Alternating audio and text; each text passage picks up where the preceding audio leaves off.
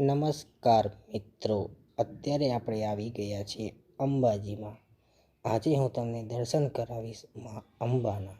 અહીંયા તમે આગળ આવો છો તો તમે જોઈ શકો છો કે સામે મંદિર આવેલું છે. આ છે શક્તિ દ્વાર. અહીંયા દર્શન કરી લીધા બાદ હવે આપણે જઈશું ગબ્બર પર્વત પર. મિત્રો, મંદિરની બહારથી જ તમને રિક્ષા મળી જશે, જે તમને માત્ર 10 થી 20 રૂપિયાના ભાડામાં ગબ્બર પર્વત સુધી લઈ જશે. આ રસ્તો ગબ્બર પર્વત તરફ જવા માટેનો છે. તમે મંદિરથી રિક્ષામાં બેસીને આવો છો તો તમે 5 થી 7 મિનિટમાં અહીંયા પહોંચી જશો.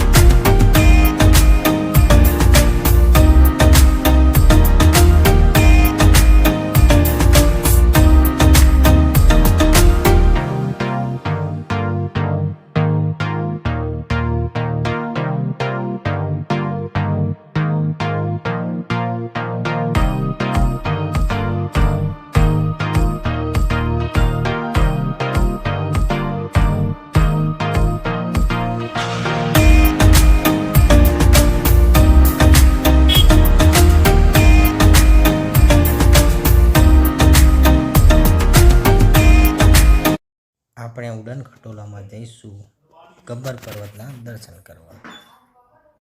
અહીંથી તમારે થોડાક પગથિયાં ચડીને ઉપર આવવું પડશે. જો તમે ઉડન ખટોલામાં બેસી ગબ્બર પર્વત પર જવા માંગો છો તો એક વ્યક્તિની ટિકિટ છે માત્ર 125 રૂપિયા. આ ટિકિટમાં તમે ઉપર જઈ શકો છો અને પાછા પણ આવી શકો છો. મેં પણ એક ટિકિટ લઈ લીધી હતી અને રોપવેમાં બેસી ગયો હતો. ત્યારબાદ રોપવેની આ ટ્રોલી ધીમે ધીમે ઉપર જાય છે. ત્યાંથી તમે જોઈ શકો છો કે અંબાજી કેટલું સુંદર દેખાય છે.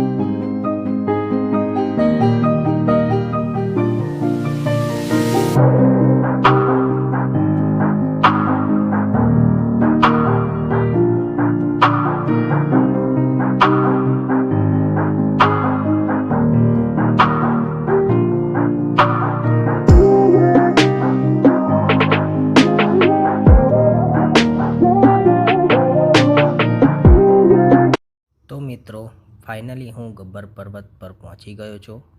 તમે જ્યારે પણ આવો છો ત્યારે અહીંથી મંદિર સુધી પહોંચી શકો છો. તો હું પહોંચી ગયો છું મંદિરે. તમે પણ ઘરે બેઠા દર્શન કરો આ અખંડ જ્યોતના. ત્યાંથી તમે આગળ આવો એટલે તમને કાનાજીના અને ગણપતિના દર્શન થશે. આ છે મિત્રો ગબ્બર પર્વત પર આવેલા મંદિરનું પરિસર, જ્યાં તમે અહીંયા આવેલી માતાજીની મૂર્તિના દર્શન કરી શકો છો. તો મિત્રો ગબ્બર પર્વત પર અખંડ જ્યોતના દર્શન કરી આપણે પાછા રોપવેમાં બેસી ગયા છીએ. વાત કરીએ રોપવેની લંબાઈની તો લગભગ 300 મીટર જેટલી છે અને નીચેથી ઉપર આવતા લગભગ 2 મિનિટ જેટલો સમય લાગે છે. મિત્રો કોમેન્ટમાં જય અંબે લખવાનું ભૂલતા નહીં. આ વિડીયો હતો અંબાજી ગબ્બર દર્શનનો.